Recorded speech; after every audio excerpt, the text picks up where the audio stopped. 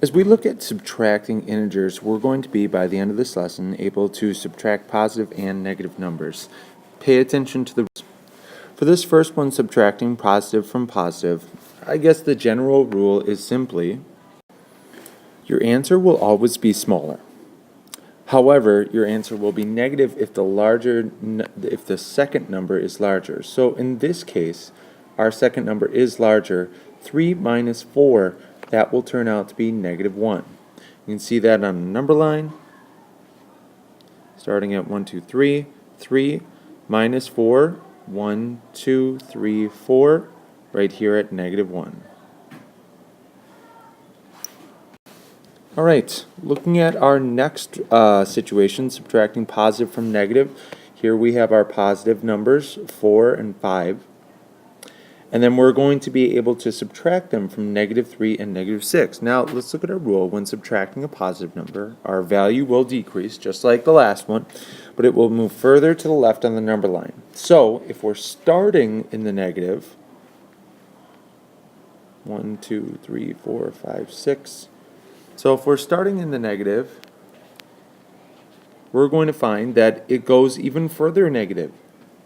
So if we start at negative 3 and move down 5, 1, 2, 3, 4, 5, we don't even have enough right here. Negative 7, negative 8.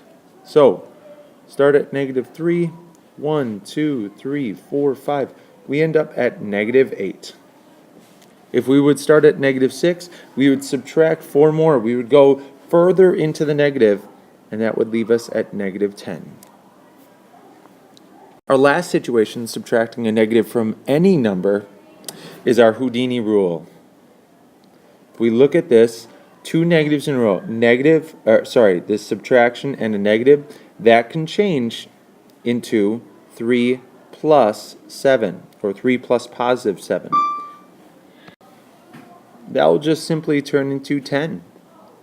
And right here we have minus a negative, so that changes to adding a positive.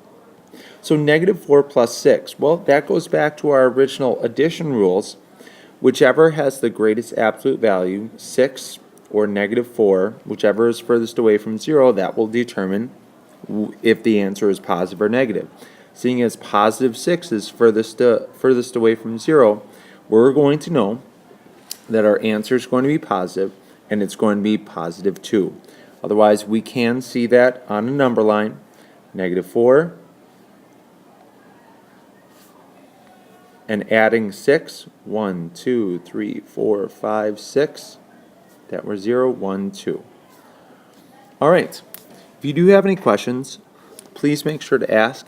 Otherwise, rewatch this video, of course, and take the time to do those practice worksheets to really nail this skill down.